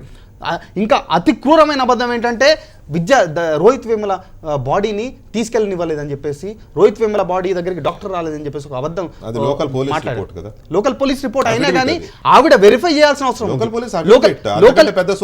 లోకల్ పోలీస్ అఫిడవిట్ లో అది మెన్షన్ చేయకపోయినా అది స్మృతి ఇరానీ గారు సృష్టించి మాట్లాడారు. బహుశా రఘునందన్ రావు అఫిడవిట్ లో లేని విషయం చెప్పారు. అది ఖచ్చితంగా అందుకే అది ప్రివిలేజ్ కమిటీస్ మోషన్ అడాప్ట్ అయింది. ప్రివిలేజ్ కమిటీస్ ముందర వెళ్ళింది, దానిపైన చర్చ జరగబోతోంది. మూడో విషయం జేఎన్యూలో ఇప్పుడు వారు అన్నారు అఫిడవిట్లో లేదని. ఆంధ్రప్రదేశ్ హైకోర్టుకి ఇచ్చినటువంటి అఫిడవిట్ అయితే ప్రశాంత్ గారికి అవైలబుల్గా ఉంటుంది, నాకు అవైలబుల్ ఉంటుంది. ఆంధ్రప్రదేశ్ హైకోర్టు అంతా ఆన్లైన్ ఉంది. వెంకటకృష్ణ గారు బ్రేక్ ఇస్తే ఇప్పుడు ప్రింట్ తీద్దామంటే తీసుకొద్దాం, అఫిడవిట్లో ఏముందనేది మీకు తెలుస్తుంది. ఎఫ్ఐఆర్ రోహిత్ వేముల గారు చనిపోయింది ఎన్ని గంటలకి, చనిపోయినా అని చెప్పి చూసిన డాక్టర్ అమ్మ ఇచ్చినటువంటి సర్టిఫికేట్ ఎన్ని గంటలకి, లేదా మీడియా ముందుకు వచ్చి ఆమె తర్వాత చెప్పింది ఎన్ని గంటలకి. ఒకవేళ విద్యార్థులు పోలీసులను రానివ్వలేదనుకోండి, డాక్టర్ అమ్మ డ్యూటీ ఏంది వెంకటకృష్ణ గారు? నేను ఇట్లా ఒక విద్యార్థి చనిపోవడాన్ని యూనివర్సిటీ క్యాంపస్లో గమనించినాను, మీరు వచ్చి చర్య తీసుకోండి అని 100 కాల్ చేయలేదా? వారు బాధ్యత కలిగినటువంటి ఒక యూనివర్సిటీ ఉద్యోగినే కదా వారు. చేసినారా? చేస్తే కూడా పోలీసులు రాలేదా? అక్కడ ఎమోషన్స్ ఉన్నాయా, కమోషన్స్ ఉన్నాయా? నిజంగా విద్యార్థుల మధ్యలో ఆందోళనలు అయితే అని పోలీసులు ఆగినారా? డాక్టర్ డ్యూటీ డాక్టర్ చేయాలి కదా. చేస్తే పోలీసులు వచ్చినారా? వస్తే ఎన్ని గంటలకు వచ్చినారు? ఎఫ్ఐఆర్ ఎన్ని గంటలకు ఇష్యూ అయింది? దాంట్లో పోస్ట్ మార్టం ఏం జరిగింది? అవన్నీ ఇట్స్ బార్న్ బై రికార్డ్ కదా. FIR born by record, post mortem born by record. Andhra Pradesh Telangana పోలీసులు హైకోర్టుకి ఇచ్చినటువంటి రిపోర్టు బార్న్ బై రికార్డ్. ఒకవేళ మీరే అడిగినారా మాట, నిజంగా ఆమె తప్పు చదివి ఉంటే అఫిడవిట్లో ఉన్నదాని కాకుండా ఇంకా వేరే యాక్షన్ ఆమె వచ్చి ఎంక్వైరీ చేసుకోవాలని మిత్రుడు అంటున్నాడు. ఆమె రావడానికి ఆస్కారం ఉండదు, ఎంక్వైరీ చేసుకోవడానికి ఆస్కారం ఉండదు. మంత్రులంతా కూడా వారికి కింద ఉన్నటువంటి అధికారులు ఇచ్చేటువంటి నివేదికల మీదనే ప్రభుత్వాలు నడుస్తాయి. అదే జరిగింది. అఫిడవిట్ తప్పు అయితే ఎస్ ప్రశాంత్ ఎవ్రీ రైట్ ఈ కెన్ సే హైకోర్టుకు ఆంధ్ర తెలంగాణ పోలీసులు ఇచ్చినటువంటి నివేదిక తప్పు అని చెప్పొచ్చు. కన్నయ్య కుమార్ కొన్ని డిమాండ్స్, స్మృతి ఇరానీ రాజీనామా చేయాలి, సెడేషన్ కేసులు ఎత్తేయాలి, జైల్లో ఉన్న ఇద్దరు విద్యార్థిని విడుదల చేయాలి. ఇప్పుడు సెడేషన్ కేసులు ఎత్తేయాలంటే, కన్నయ్య కుమార్ మీద ఉన్న సెడేషన్ కేసు ఎత్తేయాలంటే ఓకే, అతను నినాదాల్లో స్వయంగా పాల్గొనలేదు కాబట్టి అంతవరకు సపోర్ట్ చేయొచ్చు. జైల్లో ఉన్న ఇద్దరు విద్యార్థుల మీద కూడా ఎత్తేయాలి, విడుదల చేయాలంటే వాళ్ళిద్దరు నినాదాలు చేయడం స్పష్టంగా ఈ ప్రపంచం చూసింది. మరి అదేదో టైలర్ టేప్స్, అవి ఫ్యాబ్రికేటెడ్ టేప్స్ అంటున్నారు. ఓకే, అదేదో నిజం తేలాలి, అది విచారణలో కదా, అది విచారణలో తేలకుండానే విడుదల చేయాలనే డిమాండ్ ఎలా కరెక్టో తెలియదు. తర్వాత స్మృతి ఇరానీ రాజీనామా చేయాలని అంటే ఒక విద్యార్థి నాయకుడుగా జరుగుతున్న దాన్ని విమర్శించవచ్చు, కానీ అప్పుడే ప్రభుత్వంలోని రాజకీయాల్లోకి చొరబడడం వల్ల లేనిపోని ఇష్యూస్ పెరుగుతాయేమో కదా. అతను కొంచెం అది రాజకీయ డిమాండ్ కాదండి వెంకటకృష్ణ గారు, రాజకీయ డిమాండ్ కాదు. ఎందుకంటే స్మృతి ఇరానీ ఇప్పుడు ఇందాక మిత్రులు ప్రశాంత్ గారు చెప్పినట్టుగా ఆమె పార్లమెంట్ తప్పుదారి పట్టించింది ఫస్ట్ విషయం. రెండోది ఆమె నిందితురాలు, ఆమె ఎఫ్ఐఆర్ లో ఉంది. రోహిత్ కేసులో ఆమె నిందితురాలు. ఎలా ఉంటుంది ఒక మంత్రిగా, ఒక నిందితురాలు మంత్రిగా ఎలా ఉంటుంది? తన మీద వచ్చిన దాన్ని తనే డిఫెండ్ చేసుకుంటూ లేని అబద్ధాలు చెప్పి అవతల మీద ఆరోపణ చేయడానికి పార్లమెంట్ని ఎలా దుర్వినియోగం చేస్తుంది? ఆమె పార్లమెంట్ లో మంత్రిగా ఉన్నంత వరకు రోహిత్ కేసులో న్యాయం జరగదు. ఆమె నిందితురాలు, అందువల్ల వాళ్ళు అడిగింది న్యాయమైంది. రాజకీయ డిమాండ్ కాదు ఇది, ఇది చట్టబద్ధమైన డిమాండ్, న్యాయబద్ధమైన డిమాండ్. న్యాయం అంటే రోహిత్ కుటుంబానికి న్యాయం అంటే ఏంటి? ఏం జరగాలి? ఒక నిందితురాలు మినిమం అండి, మోరల్ ఇది. ఒక నిందితురాలు, అది ఓకే, అది ఓకే. ఆమె ఉన్నటువంటి నిందితురాలు ఎఫ్ఐఆర్ లో ఉంది. ఆమె ఎలా మంత్రి పదవిలో ఉంటుంది? ఎలా నిష్పాక్షిక విచారణ జరుగుతుంది? ఎలా శిక్ష పడుతుంది? నేను అడుగుతున్నది స్మృతి ఇరానీ పదవిలో ఉన్నంత వరకు రోహిత్ వేముల కుటుంబానికి న్యాయం జరగదు అంటున్నారు కదా. రోహిత్ వేముల కుటుంబానికి న్యాయం జరగడం అంటే ఏం జరిగితే న్యాయం జరిగినట్టు? అది నేను అడుగుతాను. ముందు పదవి నుంచి విచారణ నిష్పక్షపాతం జరగాలి. ఇప్పుడు ఆయన చెప్పారు, రఘునందన్ గారు అంటున్నారు ఆ రిపోర్టు ఎందుకు పంపలేదు డాక్టర్ అన్నారు. అసలు ఆ డాక్టర్ రాజశ్రీ గారే చెప్పారు, నేను వెళ్ళిన తర్వాత అప్పటికే చనిపోయినాడు, పోలీసులు రాలేదు, తర్వాత పోలీసులు వచ్చారని స్పష్టంగా చెప్పింది. స్మృతి ఇరానీ అడగాల్సిన రిపోర్టు పోలీసులు కాదు, హోమ్ మినిస్టర్ కాదు, ఆమె హెచ్ఆర్డీ మినిస్టర్ రిపోర్ట్ తెప్పించుకోవాల్సింది యూనివర్సిటీ నుంచి. యూనివర్సిటీ రిపోర్ట్ మీద ఆధారపడాలి. యూనివర్సిటీ డాక్టర్ డైరెక్ట్ గా చెప్పింది. దాన్ని పక్కన పెట్టి ఎవరో పోలీసులు అంటే ఆమె హోమ్ మినిస్టర్, పోలీసుల మీద ఆధారపడటానికి. ఆమె she is an HRD minister. Right. ఇప్పుడు So, ఒక ఇప్పుడు నేరం ఒక జరిగినప్పుడు విషయం ఏంటంటే ఒక నేరం జరిగినప్పుడు ఒక పాయింట్ అండి, ఒక పాయింట్ ఏంటంటే ఇప్పుడు మీరు ఒక క్వశ్చన్ అడిగారు, అది చాలా వ్యాలిడ్ క్వశ్చన్. రోహిత్ వేములకు న్యాయం ఎలా జరగాలన్న విషయం పైన ఈరోజు రోహిత్ వేములకు న్యాయం ఎలా జరగాలంటే ఇప్పుడు ఎంహెచ్ఆర్డీ నుండి ఏవైతే ఉత్తర్వులు వచ్చిన వాటి వల్లనే దానికి బదులుగా మా 5 విద్యార్థుల పైన రోహిత్ పైన కూడా చర్యలు తీసుకోవడం జరిగింది. ఆ వీసీని ఇంతవరకు కూడా ఎందుకు హెచ్ఆర్డీ శాఖ ఇంతవరకు ఎందుకు తొలగించలేదు? ఎందుకంటే 18 తారీఖు నాడు ఇచ్చిన లెటర్ ఎటుపోయింది? దాని గురించి ఎందుకు స్మృతి ఇరానీ గారు లోక్సభలో మాట్లాడడానికి ఎందుకు జంకారు? ఎందుకు కొన్ని ఇన్సిడెంట్స్ ఫ్యాక్ట్స్ ఎందుకు ప్రజెంట్ చేయడం పక్కన నిలిపింది? రెండోది విచారణ కమిటీలు అనేవి యూనివర్సిటీ కాన్స్టిట్యూషన్లో భాగంగా విచారణ కమిటీలు అనేవి ఉన్నాయి. ఒకవేళ భారతీయ జనతా పార్టీ కానీ Bharatiya Janata Party led central government కానీ దానిపైన గనక రెస్పెక్ట్ ఉంటే they would have left it to the internal committees of enquiry. వాళ్ళు అది చేయకుండా మొదటనే అసలు ఒక్కసారి అరెస్ట్ అయిన వెంటనే వీడు రాజద్రోహి అని చెప్పేసి కన్నయ్య పైన ఒక రిమార్క్ చేయడము, దాని తర్వాత దేశద్రోహి అని రిమార్క్ చేయడము, దాని తర్వాత స్వయాన హోంమంత్రి గారు వచ్చి కామెంట్లు చేయడము, దాని తర్వాత హైకోర్టులో అడ్వకేట్స్ కొట్టడము, ఇదంతా ఒక హై హ్యాండెడ్నెస్ విజిబుల్ గా ఉంటుంది. ఇన్సిడెంట్ ఇన్ ద సెన్స్ ఆ కార్యక్రమం జరిగిన వెంటనే రాజ్నాథ్ సింగ్ గారు స్పందించడం, దీని వెనక లష్కర్ తోయిబా సయ్యద్ హస్తం ఉంది, ట్విట్టర్ అదంతా మాట్లాడేయడం, వెంటనే పోలీసులు రాజద్రోహం కేసు పెట్టేయడం, ఇవన్నీ జరిగిపోయిన తర్వాత ఖచ్చితంగా పరోక్షంగానో ప్రత్యక్షంగానో దాని ప్రభావం ఈ విచారణ చేసే సరే శ్రీనివాసరావు గారు ఆరోపించినట్టు కమిటీలో ఉన్నారని అనకపోయినా, మీరు అన్నట్టుగా కమిటీలో సిన్సియర్ ప్రొఫెసర్స్ ఉన్నారని మనం భావించినా కూడా ప్రత్యక్షంగానో పరోక్షంగానో కేంద్ర ప్రభుత్వమే ఇంత పెద్ద ఇన్ఫ్లుయెన్స్గా దీని మీద మాట్లాడుతున్నప్పుడు, రాజ్నాథ్ సింగ్ గారే మాట్లాడుతున్నప్పుడు, దేశద్రోహం కేసు పెట్టినప్పుడు అనే ఇన్ఫ్లుయెన్స్ ఉంటుంది కదా రఘునందన్ గారు. భారత్ కి బర్బాదీ తక్ జంగ్ లడేగా దాని ఎవరు సమర్థించట్లే అనే మాట అన్నప్పుడు కేంద్ర హోంమంత్రిత్వ శాఖ స్పందించకపోతే ఎవరు స్పందిస్తారు? ఖచ్చితంగా స్పందించవచ్చు, 100% స్పందిస్తారు. హోంమంత్రి గారికి బాధ్యత ఉంటుంది, ఆయన్నే స్పందించాలి. ఆయన్నే స్పందించాడు. స్పందించకుండా ఉండకూడదు అని అడిగేటువంటి నైతికత ఎవరికి లేదు. It is the law and order. ఈ దేశాన్ని విచ్ఛిన్నం చేస్తామనేటువంటి స్లోగన్స్ వచ్చినప్పుడు దాని వెనకాల ఎవరు ఉన్నారనేది ఇంటెలిజెన్స్ ఉంటుంది, ఐబీ ఉంటుంది, వాళ్ళందరూ ఇన్వెస్టిగేట్ చేస్తారు. వాళ్ళు చెప్పిన దాన్ని చర్చ మంచిగా జరుగుతుంది. దయచేసి శ్రీనివాసరావు గారు చర్చ బాగా జరుగుతుంది, చర్చ బాగా జరుగుతుంది. దయచేసి ఎవరి పాయింట్ వాళ్ళని చెప్పనిద్దాం. బాగా జరుగుతుంది, నిజానికి మంచి పాయింట్స్ వస్తాయి. చెప్పిన తర్వాత అడగండి, నేను మీకు ఛాన్స్ ఇస్తాను. చెప్పిన తర్వాత అడగండి ప్లీజ్. Please continue. వారు అడిగిన ప్రశ్న నాకు అర్థం కాలేదు, మళ్ళీ చెబుతారులే. నేనేమంటున్నాను, భారత్ కి బర్బాదీ తక్ జంగ్ లడేగా అన్నారు. దాని మీద కంపల్సరీ రాజద్రోహం రిజిస్టర్ అవుతుంది. అభ్యంతరం ఉన్న వాళ్ళందరూ సుప్రీంకోర్టుకు పోయినరు. సుప్రీంకోర్టు ఏం చెప్పాలో చెప్పింది, హైకోర్టు ఏం చెప్పాలో చెప్పింది, ఎప్పుడు బెయిల్ ఇవ్వాలనో అప్పుడే బెయిల్ ఇచ్చింది. బెయిల్ ఇచ్చినప్పుడు ఏం కండిషన్స్ పెట్టాలనో పెట్టింది. ఇంకో ఇద్దరిని ఇంకా లోపలనే ఉంచినారు. ఇన్వెస్టిగేషన్ కంప్లీట్ కాలేదు. ఇక్కడికి వస్తేనేమో ఎఫ్ఐఆర్ల పేరు వస్తేనేమో రాజీనామా చేయాలి, అక్కడ ఎఫ్ఐఆర్ల పేరు ఉంటే రిమాండ్ చేయొద్దు, సెడేషన్ కేసులు ఎత్తేయాలి. మీరు చెప్తే సెడేషన్ కేసులు ఎత్తేయాలి, మీరు చెప్తే డాక్టర్ గారు చెప్పిన నమ్మాలి, మీరు మీడియాకు ముందుకు వచ్చి చెప్పింది మేము వినాలి. కానీ ఇన్వెస్టిగేటింగ్ ఏజెన్సీస్ నేను అడిగినప్పుడు చెప్పండి please. My request to you please. ఇవాళ మంచిగా నడుస్తుంది కాబట్టి దయాకర్ గారు ఇక్కడ సరే ఓ 4 ఉగ్రవాదులు ఇప్పుడు అక్కడ నినాదాలు చేసిన వాళ్ళు దేశద్రోహులు అనే కదా దేశద్రోహం కేసు పెట్టారు.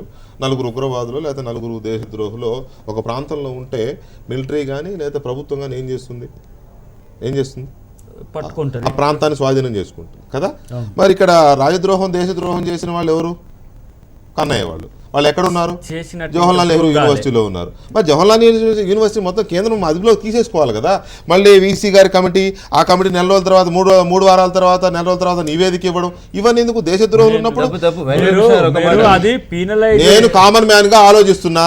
రాజద్రోహం మోపబడిన కన్నయ్య కుమార్ అనే వ్యక్తి కోర్టు బెయిల్ ద్వారా వచ్చి జైలుకి మళ్ళీ యూనివర్సిటీకి వెళ్ళినప్పుడు యూనివర్సిటీ ప్రభుత్వం అండర్లో ఉండాలి లేదా ఆ వ్యక్తి ప్రభుత్వం అండర్లో ఉండాలి కదా. చెప్పనండి, నేను మిమ్మల్ని అడుగుతున్నాను. నేను కోర్టు బెయిల్ ఇచ్చింది, బెయిల్ ఇచ్చినప్పుడు కండిషన్స్ పెట్టింది. అవును, అది తప్పని మీరు చెప్పదలుచుకోరా? నేను దాన్ని తప్పనట్లే. మీరు రాజద్రోహం కేసు పెట్టినప్పుడు ఇవాళ యూనివర్సిటీ వైస్ ఛాన్సలర్ నియమించిన కమిటీ ఏమో ఓ పీటీ కేసు లాగా నోటీస్ ఇవ్వడం అనేది రెండో పక్షం వాదనలు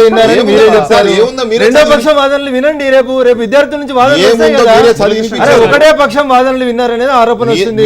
రెండో పక్షం రేపు వింటారు కదా, నోటీస్ ఇచ్చిందా రెండో పక్షం వినడానికి కదా. ఏమంటున్నంటే అసలు మీరేమో ఈ నోటీస్ ఇచ్చింది ఏది, ప్యానల్ నోటీస్ వచ్చిందే పీనలైజేషన్ అవకాశం ఉందనేది ఎక్కువ మీరు జడ్జి చేస్తున్నారు.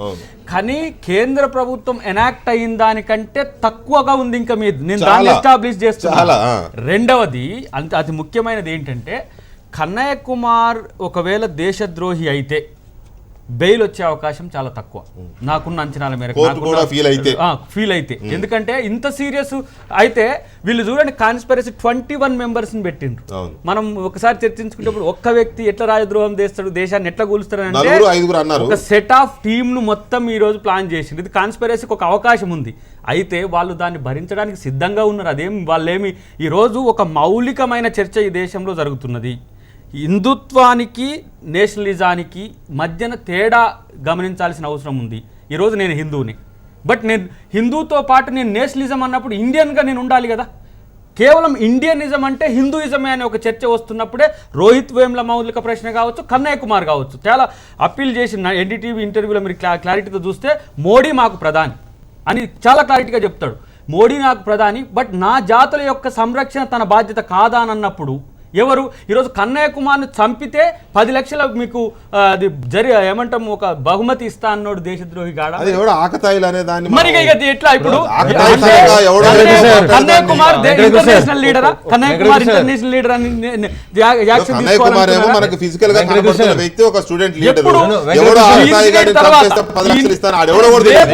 భద్రత లేదు కన్నయ్య కుమార్. ఒక మాట ఇందాక నుంచి మిత్రుడు దయాకర్ గారు పదే పదే ఒక మాట చెప్తా ఉన్నారు. ఆర్ఎస్ఎస్ ఎజెండాని ఇంప్లిమెంట్ చేస్తున్నారు, ఆర్ఎస్ఎస్ ఎజెండాని ఇంప్లిమెంట్ చేస్తున్నారు. అదే ఇట్లాంటివన్నీ పదే పదే చెప్తున్నారు. కొట్టిన ఎమ్మెల్యేల మీద కేసు ఉన్నది, అరెస్ట్ అయ్యారు, బెయిల్ తీసుకురు, చట్టం తన పని ఖచ్చితంగా తను చేసుకుంటూ పోతూనే ఉంది. నేను మళ్ళీ చెప్తా ఉన్నా, యూనివర్సిటీలో వేసినటువంటి కమిటీకి కేంద్ర ప్రభుత్వానికి సంబంధం లేదు. యూనివర్సిటీ నామ్స్ ప్రకారమే కమిటీలు వేస్తున్నారు. ఇది మొదటిసారి కాదు, భారతీయ జనతా పార్టీ వచ్చినాకనే కమిటీలు రాలేదు. ఇది మొదటిసారి కాదు, రస్టికేషన్ అనేటువంటి పదాలు మనం యూనివర్సిటీలో వింటుంది. ఇది మొదటిసారి కాదు, ఒక విద్యార్థి చనిపోయినటువంటి సంఘటన చాలా సందర్భాల్లో చూసినాము. అయినప్పటికీ కూడా దీని మీద కావాలని ఒక సెక్షన్ ఆఫ్ మీడియా కానివ్వండి, ఒక సెక్షన్ ఆఫ్ ప్రజలు కానివ్వండి, దీన్ని కక్ష కట్టి మా మీద బురద చల్లేటువంటి కార్యక్రమాన్ని ఇందాక మా దయాకర్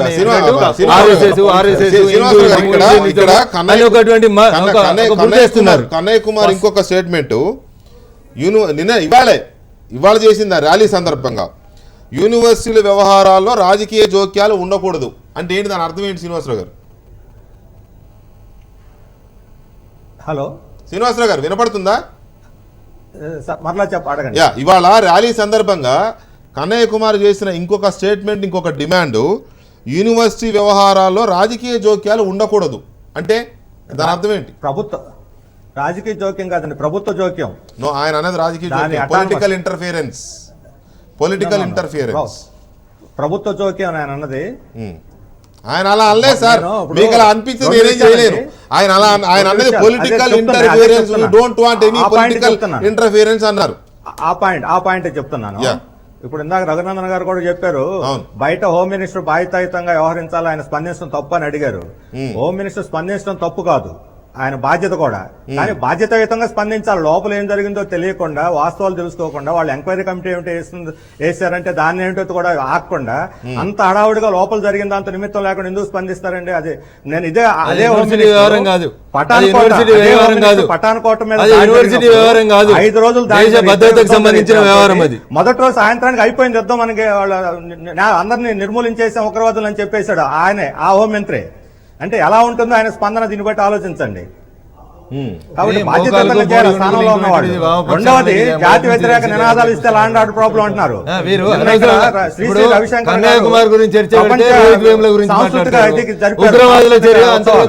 అందులో ఆయనే పాకిస్తాన్ జిందాబాద్ నినాదం ఇవ్వమన్నాడు. పాకిస్తాన్ జిందాబాద్ నినాదం ఇచ్చిన శ్రీశ్రీ రవిశంకర్ మీద ఎందుకు పెట్టలేదు కేసు? మరి ఒకరి పట్ల ఒక న్యాయం, ఇంకొకరి పట్ల ఇంకో న్యాయమా? దీనికి సమాధానం చెప్పమని. That is point. 5 కోట్లు జరిమానా వేస్తే జైలుకైనా వెళ్తాను కానీ జరిమానా కట్టను అన్న రవిశంకర్ది మరి రాజధికారం కాదా, కోర్టు ధిక్కారం కాదా? రాజధికారం కాదు, ఒక నిమిషం. ట్రిబ్యునల్ అది, కోర్టు కాదు. Tribunal is different, court is different. Contempt of tribunal కి అరే ఒక మాట సార్, నేను అన్నది మాట నా నోట్లో పెట్టొద్దు వెంకట. వాస్తవాలు జనాలకి చెప్పనియాలి. ఏది పడితే అది మాట్లాడేసి అది రాజధికారం కదా, దేశద్రోహం కదా, ఎట్లయితుంది? ట్రిబ్యునల్ ఉత్తర్వు నేను వినలేదు, ఒక అడ్వకేట్ ని నేను విన్నా, నువ్వు ఇచ్చిన ఉత్తర్వు నాకు నచ్చలేదు అన్న. What is the next alternate? Tribunal ఏం చేయాలి? ఏం చేయాలి అంటున్నా? రవిశంకర్ గారే చెప్పరాదు శ్రీనివాస్ సార్, చెప్పరాదు జిందాబాద్ అనమన్నారు. శ్రీనివాస్ సార్ చెప్పరాదు, నేను వినా అంటున్నా, పాకిస్తాన్ నేను వినా జిందాబాద్ అంటున్నా, అనిపించాడు. నేను దానికి వినా అని చెప్పిన. చెప్పండి. అదే రవిశంకర్ ట్రిబ్యునల్ గారు ఇచ్చినటువంటి పాకిస్తాన్ ఉత్తర్వు నాకు జిందాబాద్ నచ్చలేదు, నేను వినా అన్నా. దానికి Then చెప్పండి, what the మీరు tribunal రెచ్చిపోతారు. judge has to do? దానికి ఒకసారి చెప్పండి మీరు రెచ్చిపోతారు జనానికి. మీరు. ట్రిబ్యునల్ ఏం ఒకటి చేయాలో చెప్పండి. చెప్పండి అంటున్నా. పాకిస్తాన్ పాకిస్తాన్ జిందాబాద్ గురించి అన్నాడా లేదా పట్టాను రవిశంకర్ గారు? తర్వాత మీ మంత్రులు ఉన్నారు, ముఖ్యమంత్రులు ఉన్నారు, అదే వేదిక మీద. మాట్లాడుకోవచ్చు. బీజేపీ మంత్రులు ముఖ్యమంత్రులు ఉన్నారు, అదే ఏం వేదిక మీద మాట్లాడతారు రవిశంకర్ శ్రీనివాస్ గారు? పాకిస్తాన్ జిందాబాద్ గోగాలకి అన్నాడా లేదా బోడి చెప్పండి. గుండెలు లింకేసి ట్రిబ్యునల్ దానికి మాట చెప్పండి, నేను ఏదో వినా అన్నా. మాట్లాడుతున్నందుకు మీ మంత్రులు ట్రిబ్యునల్ ఏం కేసు చేయాలి పెట్టండి, ఆ చెప్పండి వేదిక మీద అంటున్నా. ఎందుకు? అరే, రవిశంకర్ answer కేసు my పెట్టండి, question. రాజద్రోహం కేసు. ఇప్పుడు answer my question. వాడు మాత్రం దేశభక్తులు. పోలీసు వాడు నాకు 1000 రూపాయలు జరిమానా ఇచ్చిండు. నేను కట్టా అని చెప్పిన అప్పుడు పోలీసు వాడు ఏం చేయాలో చెప్పండి. అరవద్దండి రఘునందన్ గారు, అది ఇస్తే లాభం లేదు, ఫ్యాక్ట్స్ చెప్పండి. అరే మీకు రవిశంకర్ గారి మీకు సభలో సోయి పాకిస్తాన్ లేకుండా జిందాబాద్ మాట్లాడతారు. అన్నప్పుడు మీ ముఖ్యమంత్రి ఎవడు మంత్రులు అరుస్తున్నాడు? ఉన్నారా లేదా? మీకు సోయి లేకుండా మీకు మాట్లాడుతున్నారు. వాళ్ళు దాన్ని ఖండించారా కనీసం? దేన్ని? వాళ్ళ మీద ఎందుకు కేసు పెట్టరు అడుగుతున్నాను. ఎవరి మీద? కేసు పెట్టమని అడగండి మీరు. ఎవరి మీద? మీరెందుకు అడగారు? మీరేం చేస్తున్నారు? రవిశంకర్ సభలో మీకు ఏ రాజ్యాంగం తెలుసు? మీ మంత్రులు చైనా రాజ్యాంగం తెలుసా? భారత రాజ్యాంగం తెలుసా? ఒక్క నిమిషం రఘునందన్ గారు. ఏం మాట్లాడతారు? రవిశంకర్ ఒక్క నిమిషం ఆగండి. అరే నేను మాట్లాడాను, లే, లే, మధ్యలో involve అయ్యి లే, అరుస్తున్నాడని లే, మాట్లాడతాడు. మీ- అరే ప్రతిసారి మీ బాధ్యత లేదా? ఆయన మాట్లాడివ్వండి, ఆయన మాట్లాడివ్వండి. శ్రీనివాసరావు గారు, ఇక్కడ ఒక విషయం ఏంటంటే ఆయన first ఒక్క మీరు నిమిషం అడగాల్సింది సార్, ఏంటంటే, ఒక రవిశంకర్ పక్కన అనేటువంటి పెడదాం. వ్యక్తి, రవిశంకర్ అనే వ్యక్తి ఆ మాట అన్నాడు. ఏం కేసు పెట్టాలో ఆయన సార్, ఓకే చెప్పండి. ఓకే శ్రీనివాసరావు గారు, ఒక్క ఈయన పోయి నిమిషం. దరఖాస్తు ఆయన ఇచ్చినాడు, ఆయన ఇచ్చినాడు అడ్వకేట్ కానీ. కాదు కదా, ఆయన మీరు పోయి అడ్వకేట్ కదా అని దరఖాస్తు చెప్పేసి ఇచ్చినాడు ఓ, కానీ. సార్ అందరికి అన్ని నాలెడ్జెస్ ఉండవు. మీరు అడ్వకేట్ కాబట్టి మీకు లీగల్ మరి నేను చెప్పినప్పుడు వినమని ఒక్క నిమిషం ఒక్క నిమిషం నేను ఇక్కడ. చెప్పినప్పుడు ఒక్క వినమని నిమిషం రోజున. ఆగండి సార్, ఎందుకు ఆవేశం వద్దు దయచేసి. ఆవేశం ఏమో ఎవరికి వాస్తవాలు వద్దు, జనాలకు ఎవరికి వద్దు. చెప్పాలి. శ్రీనివాసరావు గారు, ఆగేసరికి గెలిపేస్తారు. శ్రీనివాసరావు గారు ఒక్క నిమిషం సార్, శ్రీనివాసరావు గారు ఒక్క నిమిషం ఇక్కడ. వాస్తవాలకు వచ్చేసరికి సరే రవిశంకర్ విషయానికి వస్తే ఆయన ట్రిబ్యునల్ ధిక్కరించాడు. అవును. మీరు అనేది ఏంటంటే జడ్జి చర్య తీసుకోవాలి కదా అంటారు. జడ్జి చర్య తీసుకోవాలి, నిజమే. ట్రిబ్యునల్ ఆదేశాలను ధిక్కరించేందుకు జడ్జి గారు స్పందించాలి, చర్య తీసుకోవాలి. జైలుకి పంపించాలంటే మీరు జైలు పంపిస్తారా, ఇంకోటి ఆయనకున్న చేస్తారా? అన్ని పవర్స్ ఆయన వాడుకుంటాడు. ఆగండి సార్, ఆగండి సార్. ఆగుతున్నాం. ప్లీజ్. జడ్జి గారు స్పందించాలి, నిజమే. కానీ అలా ట్రిబ్యునల్ ధిక్కరించిన వ్యక్తి దగ్గరికి మహారాజకీయ నాయకులు అందరూ వెళ్ళి కూర్చుంటే ఎలాంటి సిగ్నల్స్ పోతున్నాయి? దేశ ప్రజలకు ఏ సిగ్నల్స్ ఇస్తున్నాం అయిపోయింది, మీ మనం? ప్రశ్న అయిపోతే నేను చెప్తాను. ఏ సిగ్నల్స్ ఇస్తున్నాం మనం? ధిక్కరించిన 4వ రోజు తర్వాత సమావేశము. ఈ 4 రోజులలో what is action taken by the green tribunal, 4వ నేషనల్ రోజా? గ్రీన్, yes, fourth డే అదే మీటింగ్, రోజు evening fourth sir. Day meeting sir. No, అదే రోజు వెంకటకృష్ణ గారు సార్, మేము వార్తలు ఇచ్చాం సార్, మేము ఫాలో అయ్యాం. అదే రోజు చివరికి 5 గంటల కంటే 5 గంటల లోపు 5 లక్షలు కట్టుకున్నారు. వెంకటకృష్ణ గారు, నేను మిమ్మల్ని కూడా అడుగుతున్నా, మళ్ళీ అడుగుతున్నా, ట్రిబ్యునల్ ఇచ్చిన ఆదేశాన్ని మీరు ఉల్లంఘించారు, నేను ఉల్లంఘించిన. Next what is the course of action? Tribunal action చెప్పండి. తీసుకుంటాం. ట్రిబ్యునల్ యాక్షన్ తీసుకోవాలి. ట్రిబ్యునల్ యాక్షన్ తీసుకోకపోతే దానికి అంతరాలు ఉన్నాయనేది మనకి సంబంధం ఉండదు. స్పష్టమవుతుంది. ఖచ్చితంగా ఒక విషయం ఏంటంటే రఘునందన్ రావు గారు ఒక మాట మాత్రం స్పష్టంగా మాట్లాడారు. ఆయన ఏమన్నారంటే కేంద్ర హోంమంత్రిగా రాజ్నాథ్ సింగ్ గారికి హక్కు ఉంది, బాధ్యత ఉంది, ఆయన ఐబీ ఇన్వెస్టిగేషన్ రిపోర్ట్ తెప్పించుకుని మాట్లాడగలిగే అధికారం ఉంది అని అన్నారు. కానీ కనయ్య కుమార్ విషయంలో, జేఎన్యూ విషయంలో ఏం జరిగిందంటే ఆయన ఒక స్టేట్మెంట్ ఇచ్చారు. ఫస్ట్ ఉగ్రవాదులు తీవ్రవాదులు జేఎన్యూలో తిష్ట వేసుకొని కూర్చున్నారు స్టేట్మెంట్ ఇచ్చారు. దాని తర్వాత కేంద్ర హోంమంత్రి యొక్క స్టేట్మెంట్స్ ని రిజెక్ట్ చేస్తూ ఐబీ రిపోర్ట్ ఇంకొక అగేన్స్ట్ గా ఇంకో రిపోర్ట్ ఇచ్చింది. అక్కడ ఏవి తీవ్రవాద కలాపాలు అది fake tweet అని వచ్చింది.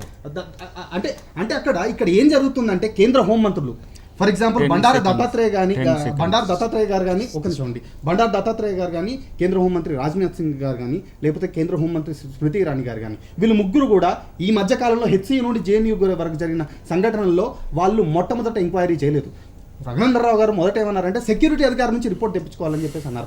Yes, university of Hyderabad security అధికారుల రిపోర్ట్ ఏం చెప్తుందండి? దాన్ని తెప్పించుకొని 13 ముందే రిపోర్ట్ సబ్మిట్ చేశారు. దాన్ని తెప్పించుకొని దత్తాత్రేయ గారు కనుక అది చదివి ఆయన వెనకాల ఉన్న ఏబీపీ విద్యార్థులను కనుక పక్కన పెట్టుంటే కనుక ఈరోజు ఇన్సిడెంట్ ఇంత పొలిటికల్ ఇంటర్ఫియరెన్స్ వచ్చేదని చెప్పేసి మేము డైరెక్ట్గా అడుగుతున్నాం. రెండవది ఇది ఇప్పుడు రస్టిగేషన్ 1 హెచ్సియు, రస్టిగేషన్ 2 జేఎన్యూ, దీనితోని ఆగితే మరీ మంచిది. ఎందుకు అని అంటే రోహిత్ వేముల చనిపోతే తనను దోషిగా చేసిండు. ఎవరి పేరు రాసి చేయకపోయినా సరే XYZ అని ఎవరి పేరు తనకు తాను ఆత్మహత్య చేసుకుంటున్న ఒక మౌలికాంశాలు పెడితే ఆత్మహత్య చేసుకుంటే దాన్ని చేసింది. కన్నయ్య కుమార్ విషయంలో దేశద్రోహిగా మొత్తంగా రాజ్నాథ్ సింగే అన్న తర్వాత కూడా ఇప్పుడు మారుతున్న పరిస్థితులను బట్టి కన్నయ్య కుమార్ మాట్లాడింది యాంటీ నేషనల్ కాదని చెప్పకనే చెప్తున్నది ఇది. అయితే నేను అంటున్నది ఏంటంటే మీరు ఎవరైతే మీకు వ్యతిరేకంగా మాట్లాడుతున్నారో వాళ్ళ మీద అసహనం పెంచుకోకండి. ఇది ప్రభుత్వానికి తగదు. ముఖ్యంగా బీజేపీకి రాజకీయాలకు పనికొచ్చు, ఆర్ఎస్ఎస్కు తన భావజాలాన్ని క్షేత్రస్థాయికి తీసుకుపోవడానికి పనికి రావచ్చు కాక, రేపు ఓట్లలో మీకు హిందూ పోలరైజేషన్ ఓటంతా పడవచ్చు కాక, కానీ దేశ సమగ్రతకు ఈ రకంగా ప్రభుత్వమే సహకరించడం అనేది ఇది దేశద్రోహమే అవుతుంది. Right. కాబట్టి Thank you దాన్ని very మీరు much. గమనించాల్సిన అవసరం ఉంటుంది అనేది చెప్తారా? ఇంతకు Final ముందు. గా. మీరు ఏదైనా చేసుకోండి, ఏ వాదమైనా మీరు చేసుకోండి, కాదంటలేదు. వన్ సెకండ్ నేను Yeah, conclude please చేస్తాను. ప్రశాంత్ గారు అన్నట్టు ఒక ఫేక్ ట్వీట్ బట్టో ఇంకోటి బట్టో ఐబీ ఎక్కడ బయట చెప్పదు, హోంమంత్రికి ఇస్తే నివేదికలు తప్పితే బయటకు వచ్చి మీడియా ముందు ఏ ఐబీ అధికారి కూడా ఏ దేశ ఐబీలు కూడా మాట్లాడరు. Right. కాబట్టి ఐబీ చెప్పింది, రాజ్నాథ్ సింగ్ గారు చెప్పింది తప్పనేది తప్పది. Tweet that is with regard to tweet అయితే అయి ఉంటుంది. మేబీ ఒక ట్వీట్ని బేస్ చేసుకునే రాజ్నాథ్ సింగ్ గారు మాట్లాడారు వెంకటకృష్ణ గారు దయించి. వారికి ఉండేటువంటి చాలా ఇంటర్నల్ సోర్సెస్ని ఎవరికి కూడా చెప్పాల్సినటువంటి అవసరం హోంమంత్రి గారికి ఉండదు. కాబట్టి ఐబీ అధికారులు వచ్చి బయట మీడియా ముందు చెప్పారు, రాజ్నాథ్ సింగ్ గారు చెప్పింది తప్పు అని మిత్రుడు ప్రశాంత్ ఏదైతే చెప్తా ఉన్నాడో అది పూర్తిగా అవాస్తవము. Right. కేంద్ర మంత్రులు అది ఎక్కడ మీడియా కూడా రిపోర్ట్లే unnecessary చెప్తా జోక్యం ఉన్నాయి. చేసుకోవట్లేదు. మీడియాలో వచ్చే ఐబీ అన్ని కూడా నిజాలు మీడియాలో కావు. ఏదైనా అవును, ఊహాగానాలు కానీ రాసుకోవచ్చు. genuine మీడియాలో ఏదైనా ఊహాగానాలు రాసుకోవచ్చు. Genuine IB will never has come in clarified. front of the Yes. media. IB clarification IB will never చేసింది speak in ఏంటంటే, front of the media. Hafeez Saeed అది account వాళ్ళ అనేది rule అది అది. fake Twitter మిత్రమా, account. ప్రశాంత్. అది fake Twitter IB account అని will మీరే never- ఒప్పుకుంటున్నారు. IB will never come. Fake Twitter account basis నేను- పైన నేను రాజ్నాథ్ సింగ్ ఒప్పుకుంటాను. గారు నేను ఏది ఒప్పుకుంటాను ఫేక్ ప్రశాంత్ ట్విట్టర్ గారు. అకౌంట్ బేసిస్ లేదు, పైన రాజ్నాథ్ రాజ్నాథ్ గారు సింగ్ తర్వాత గారు చెప్పారు, ట్వీట్ ఇవ్వడం fake అనేది That will be decided by the police. Thank you very much. Decided by the police. Thank you very much Srinivasarao గారు, థ్యాంక్ యూ వెరీ మచ్ అండి మాతో చర్చలో పాల్గొన్నందుకు. ఇది ఇవాళ లెఫ్ట్ అండ్ రైట్, మళ్ళీ రేపు కలుద్దాం. Thank you very much, good night.